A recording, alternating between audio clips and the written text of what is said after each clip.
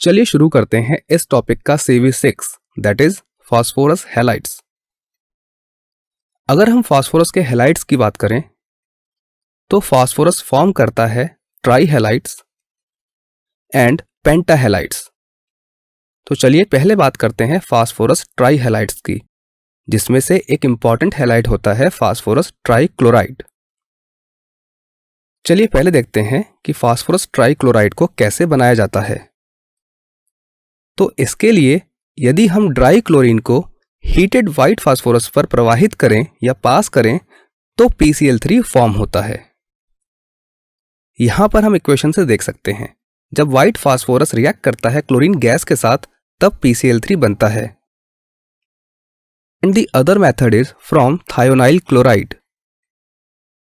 इस इक्वेशन से हम देख सकते हैं कि अगर व्हाइट फास्फोरस की रिएक्शन होती है थायोनाइल क्लोराइड के साथ तब PCl3 बनता है, SO2 बनता है और S2Cl2 बनता है।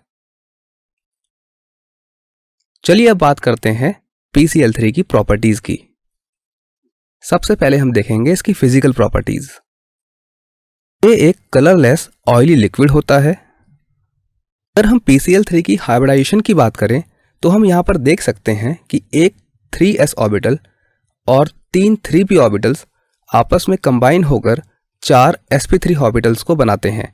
ये चारों हाइब्रिडाइज्ड ऑर्बिटल्स हैं और इसीलिए PCl3 की जो हाइब्रिडाइजेशन है वो sp3 होती है।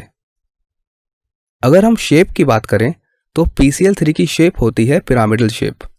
और यहां पर एक बात ध्यान देने की है, जो लोन पेयर होता है PCl3 का ये sp3 हाइब्रिड ऑर्बिटल में ही रहता है। चलिए अब बात करते हैं PCl3 की केमिकल प्रॉपर्टीज की।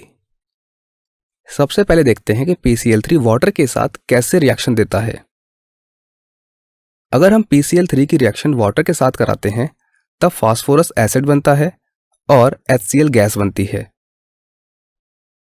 PCl3 ऐसे ऑर्गेनिक कंपाउंड के साथ भी रिएक्शन दिखाता है जिनके पास OH ग्रुप मौजूद होता है। फॉर एग्जाम्पल, जब PCl3 की रिएक्शन एसिटिक एसिड से होती है तब फास्फोरस एसिड बनता है और एसिटाइल क्लोराइड बनता है। इसी तरह से जब PCl3 की रिएक्शन इथाइल अल्कोहल से होती है तब फास्फोरस एसिड बनता है और इथाइल क्लोराइड बनता है। चलिए अब बात करते हैं फास्फोरस पेंटाक्लोराइड की, दैट इज PCl5। सबसे पहले देखते हैं इसकी प्रिपरेशंस। अगर हम इसकी प्रिपरेशन की बात करें तो इसको बहुत इजीली बनाया जा सकता है अगर ड्राई क्लोरीन को हीटेड व्हाइट फास्फोरस पर प्रवाहित या पास किया जाए। यहां पर आप इक्वेशन में देख सकते हैं, जब white phosphorus dry chlorine gas के साथ रिएक्ट करता है तब PCl5 बनता है। इसके अलावा इसको थायोनाइल क्लोराइड से भी बनाया जा सकता है। जब व्हाइट फास्फोरस SOCl2 के साथ यानी कि थायोनाइल क्लोराइड के साथ रिएक्ट करता है तब PCl5 बनता है और SO2 गैस बनती है। अब बात करते हैं PCl5 की प्रॉपर्टीज की। सबसे पहले देखते हैं इसकी फिजिकल प्रॉपर्टीज। अगर हम PCl5 के ऑर्बिटल स्ट्रक्चर को देखें तब हम देख सकते हैं कि यहाँ पर 3s में 2 इलेक्ट्रॉन है जबकि 3p में 3 इलेक्ट्रॉन है और इसके पास 3d ऑर्बिटल वैकेंट है। इसका मतलब यह है कि अगर 3s से एक इलेक्ट्रॉन का ट्रांजिशन हो जाए 3d में तब फास्फोरस अपने ऑक्टेट को एक्सटेंड कर सकता है। यहां पर आप देख सकते हैं कि किस तरह से एक 3s ऑर्बिटल, 3 3p ऑर्बिटल और एक 3d ऑर्बिटल ने मिलकर 5 हाइब्रिड ऑर्बिटल्स को बनाया है और इसीलिए यहां पर जो हाइब्रिडाइजेशन है वो sp3d है। अगर हम PCl5 के स्ट्रक्चर की बात करें तो ये ट्राइगोनल बाइपिरामिडल होता है, जिसमें 2 क्लोरीन एक्सियल पोजीशन पर और 3 क्लोरीन इक्वेटोरियल पोजीशन पर होते हैं। एक्सियल पोजीशन पर जो क्लोरीन होता है उसका फास्फोरस से जो डिस्टेंस है वो 240 पिकोमीटर होता है और जो इक्वेटोरियल पोजीशन पर क्लोरीन होते हैं उनका जो डिस्टेंस फास्फोरस से होता है वो 202 पिकोमीटर होता है। इसका मतलब ये है कि एक्सियल बॉन्ड लेंथ ज़्यादा होती है और इक्वेटोरियल बॉन्ड लेंथ थोड़ी सी कम होती है। अब देखते हैं कि इसका रीज़न क्या है। अगर हम बात करें एक्सियल बॉन्ड लेंथ की और इक्वेटोरियल बॉन्ड लेंथ की तो एक्सियल बॉन्ड लेंथ पर जो बॉन्ड पेयर्स का रिपल्शन होता है वो थोड़ा सा ज़्यादा होता है और इस ज़्यादा रिपल्शन की वजह से ही बॉन्ड लेंथ लंबी हो जाती है। ऑन दी अदर हैंड अगर हम इक्वेटोरियल बॉन्ड लेंथ्स की बात करें तो यहाँ पर जो बॉन्ड पेयर्स का रिपल्शन होता है वो थोड़ा सा कम होता है। इस कम रिपल्शन की वजह से जो आपके इक्वेटोरियल बॉन्ड लेंथ होते हैं वो थोड़े से छोटे होते हैं।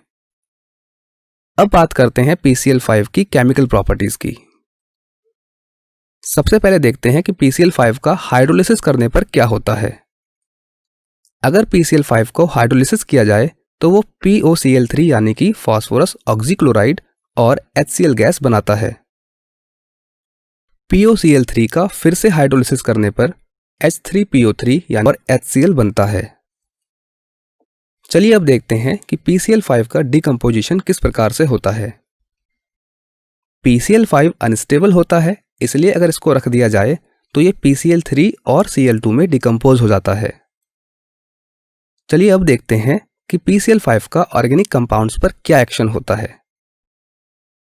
जब PCl5 की रिएक्शन एसिटिक एसिड से होती है तो POCl3 उसके साथ में एसिटाइल क्लोराइड और HCl बनता है। इसी प्रकार से अगर PCl5 की रिएक्शन इथाइल अल्कोहल से होती है तो भी POCl3 बनता है, इथाइल क्लोराइड बनता है और साथ में HCl बनता है। चलिए अब देखते हैं कि PCl5 का मेटल्स पर क्या एक्शन होता है। अगर सिल्वर की रिएक्शन PCl5 से होती है तब फास्फोरस ट्राइक्लोराइड बनता है और सिल्वर का क्लोराइड बनता है यानी कि AgCl बनता है। इसी प्रकार से अगर स्ट्रोंशियम रिएक्शन करता है PCl5 के साथ तब भी PCl3 बनता है और स्ट्रोंशियम क्लोराइड बनता है। यहाँ पर स्ट्रोंशियम का जो क्लोराइड होता है उसमें स्ट्रोंशियम +4 स्टेट में होता है। चलिए अब एक क्वेश्चन सॉल्व कर लेते हैं। इस क्वेश्चन में आपसे पूछा गया है कि क्या होता है जब PCl5 को हीट करते हैं और क्या होता है जब PCl5 रिएक्ट करता है वाटर के साथ। अब आप इस वीडियो को 2 मिनट के लिए पॉज कीजिए और इस क्वेश्चन का सॉल्यूशन सोचिए। आई होप आपने इस क्वेश्चन का सॉल्यूशन सोच लिया होगा, तो चलिए इस क्वेश्चन को सॉल्व कर लेते हैं। PCl5 का स्ट्रक्चर तो हम पहले ही देख चुके हैं। अगर हम यहाँ पर बात करें बॉन्ड्स की तो हमने पढ़ा था कि जो एक्सियल बॉन्ड्स होते हैं वो थोड़े लंबे होते हैं और इसलिए वो इजीली ब्रेक हो जाते हैं। इसीलिए जो PCl5 होता है अगर हम उसे हीट करें तो वो ब्रेक हो जाता है PCl3 में और क्लोरीन गैस में। अगर PCl5 की वाटर के साथ रिएक्शन की बात की जाए तो PCl5 का वाटर के साथ हाइड्रोलिसिस करने पर POCl3 बनता है और साथ में HCl गैस रिलीज होती है। यहाँ पर बनने वाला POCl3 फिर से वाटर में हाइड्रोलाइज होता है और H3PO4 यानी कि फास्फोरिक एसिड और HCl फॉर्म करता है।